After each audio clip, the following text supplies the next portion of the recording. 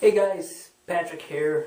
I just came back from the midnight showing of Iron Man 2 and I'm going to tell you all about it. But first, the location's kind of changed.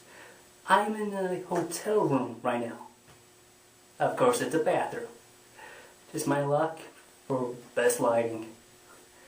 Anyways, for Iron Man 2 is obviously the sequel to Iron Man, the shockingly successful 2008 summer blockbuster.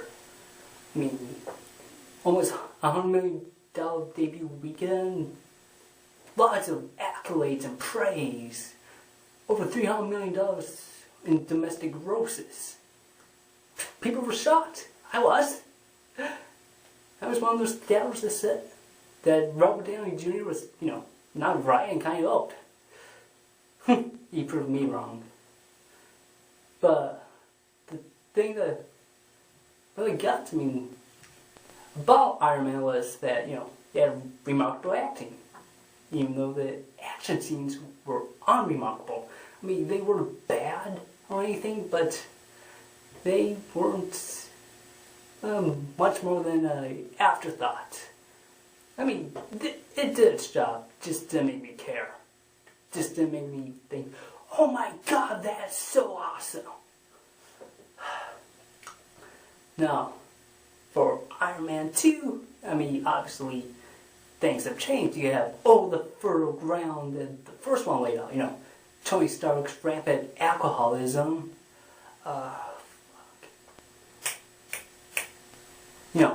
Tony Stark just flat out revealing he is Iron Man. And some other things. Oh, and his relationship with his secretary, Pepper Potts. Okay.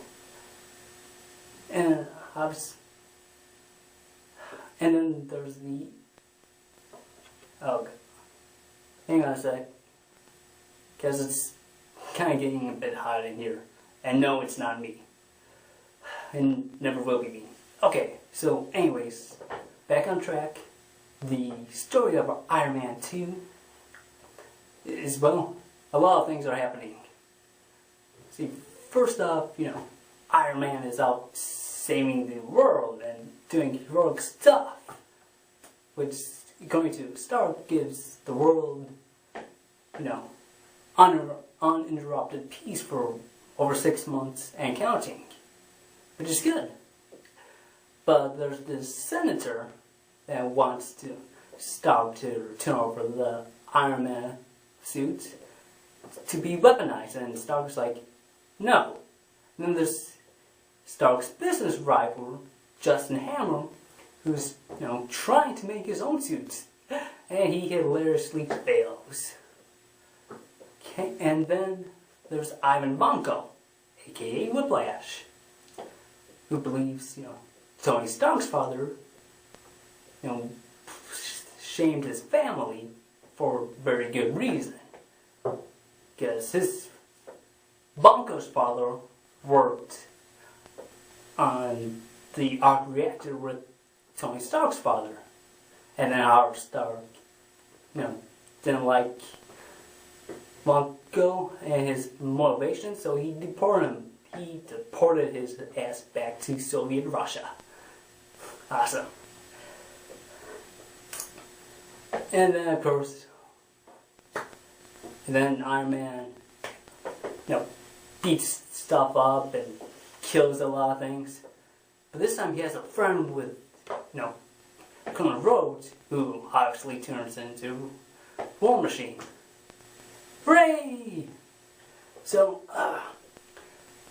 first off, at this point, I may spoil some major stuff. So if you want to quit, if you want to watch Iron Man 2 with fresh eyes, turn me off now, if you haven't already. Okay.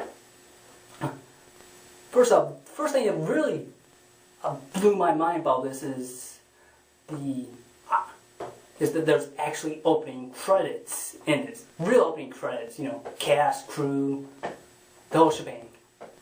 Which first one just had the title, Iron Man.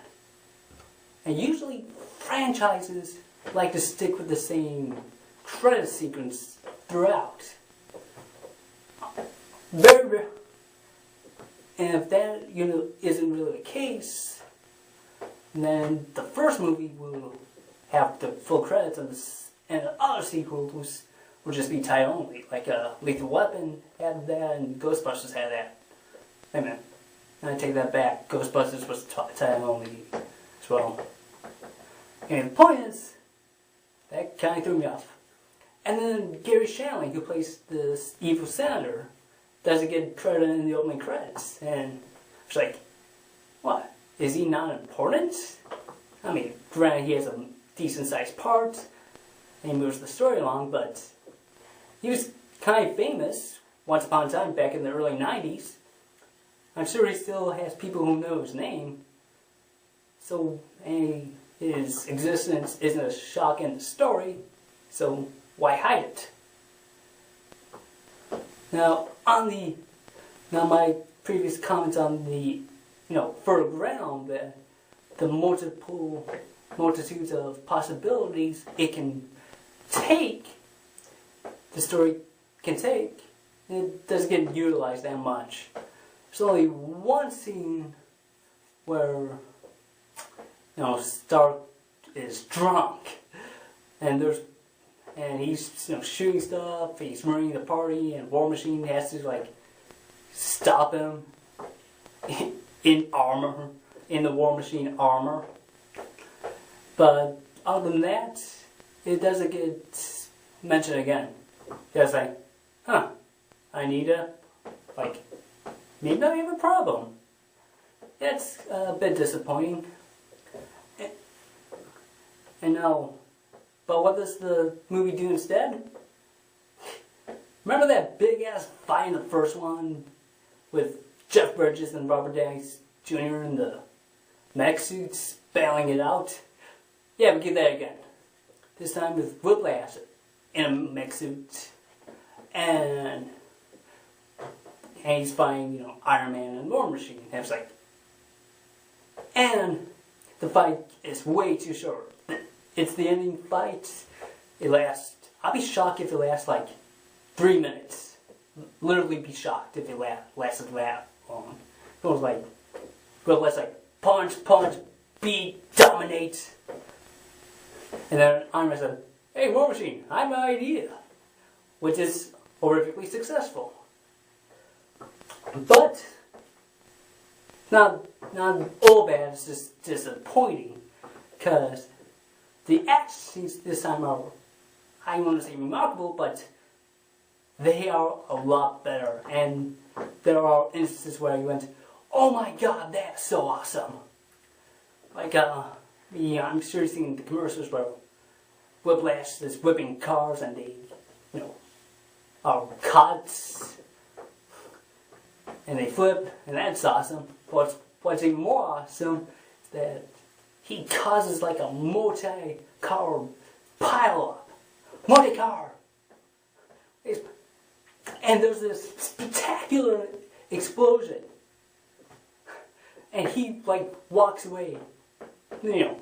Obviously the cool guys don't look at explosions. Motives, the trope, whatever you want to call it. And then the fire's, engulfed him. But he walks out, and it's so awesome. I mean, words cannot describe how awesome it is. It's was it so awesome that a weight magically appeared and there was this raw steak that I ate, with my teeth arr, arr, arr, arr. And another really good action scene is, Hammer hires Whiplash to build these drone armies. And then, they activate, and, Stark and War Machine have to fight them and destroy them all. Yeah.